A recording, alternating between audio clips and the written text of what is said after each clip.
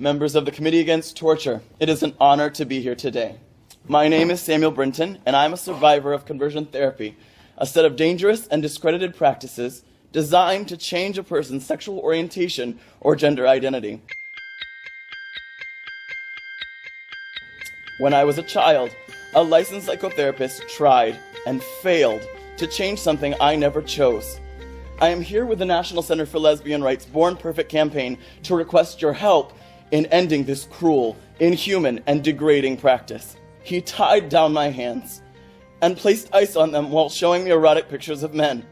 He wrapped my hands in hot coils, stuck needles in my fingers, and shocked me with electricity. Through all of this, I remained gay, but became suicidal. I learned to lie. Sam Brinton is a hero in the LGBT movement, applauded as a voice of courage. He's a sought-after speaker whose testimony is used to promote bans on therapy that would in any way guide a gender-confused child down a heterosexual path. He's a co-chair at the National Center for Lesbian Rights, and together their goal is to make this kind of therapy illegal in all 50 states and throughout the world. They've already been successful in several states across the U.S. But is there anything wrong with Sam's story or the legislation he's promoting with the National Center for Lesbian Rights? A closer look reveals a shocking surprise. Sam claims he was in his torture therapy for years. I was in therapy for like 2 or 3 years. It was the worst 2 or 3 years of my life. Yet when asked to provide the name of his therapist so that the therapist could be exposed and lose his license, Sam claims he can't remember. "I don't have his name," he says. "I can picture him in my nightmares, but his name is not there." Strange, since he can seem to remember all the other torturous details, the kinds of details that trauma survivors usually forget. Even more strange, Sam's memory seems to serve him well when it comes to remembering to request money for a speaking fee when he tells his story. Sam claims that it was a doctor who treated him. When I was a kid, I was subjected to a combination of talk therapy and horrifying physical aversive conditioning techniques by a doctor who told my parents that he could turn me straight. But in a previous interview, he originally admitted it was never a doctor who treated him. It was actually a religious therapist and not a doctor. It's very important that the donors who fund Sam and the National Center for Lesbian Rights do not discover this, because the legislation they promote and solicit money for affects licensed mental health professionals, meaning it would do nothing to prevent the torture experience Sam claims he went through. His testimony changes further when he and the National Center for Lesbian Rights talk to their donor base. Keep in mind, Sam is 25 years old when he is telling this. We started this work a few years ago. I had many people telling me the 1980s called, they want their issue back. And I kept saying, I'm sorry, but I didn't go through this in the 1980s. I went through this a couple years ago. When I was 10, my parents took me to a conversion therapist who promised them he could make me straight. Though his story of torture therapy falls apart under examination, Sam is still celebrated as a model for children's sexual self-acceptance and sexual freedom. His lifestyle, however, actually leads down a path that most parents and children would not want to follow.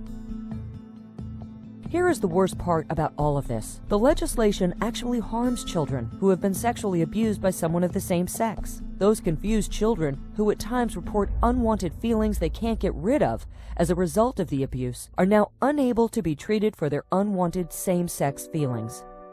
All the therapist is allowed to do is simply address the topic, but there is no exemption for being able to treat it. If the therapist and client attempt to resolve those unwanted same-sex attractions, it's considered anti-gay and therefore illegal. Would any therapeutic organization allow torture as a therapeutic practice? Of course not. All 50 states already outlaw any therapy which uses punishment or shame under standard of care guidelines. So why would LGBT organizations promote this? Only to ensure that gender-confused children receive no guidance in a heterosexual direction. That is their real goal. There are many people who wish they had the opportunity to resolve their unwanted same-sex attractions or transgender feelings. Take Patrick Mitchell, for example, who began transgender hormone replacement therapy to become a woman at age 12. Then, at 14, after years of estrogen treatment, changed his mind and sought help to instead be affirmed as a male. You know, one minute you're really convinced you're a girl, Yeah. and then you think, well, I'm happier being male. Mm-hmm. Well, what happened? I guess I just realized that I could be happy without completely changing who I am. The majority of children with gender dysphoria will not grow up to be transgender adolescents or adults. But I think the challenge is that we're not able to definitively predict for whom gender dysphoria will continue and for those that it may not continue. Or adults who become post-surgical transsexuals, eventually regretting their decision and wishing they had gotten therapy instead when they were young. You know, I woke up from the operation and I got these big boobs and the vagina and the whole thing, tubes hanging out here and there, and it's like, wow, what have I done? If a child does not want to become transgender or gay, is it right to deny that child the freedom to resolve their unwanted attractions? Or should they be told that their only choice is to live out those unwanted feelings? How do you avoid gendering your children? We didn't choose anything but gender-neutral names.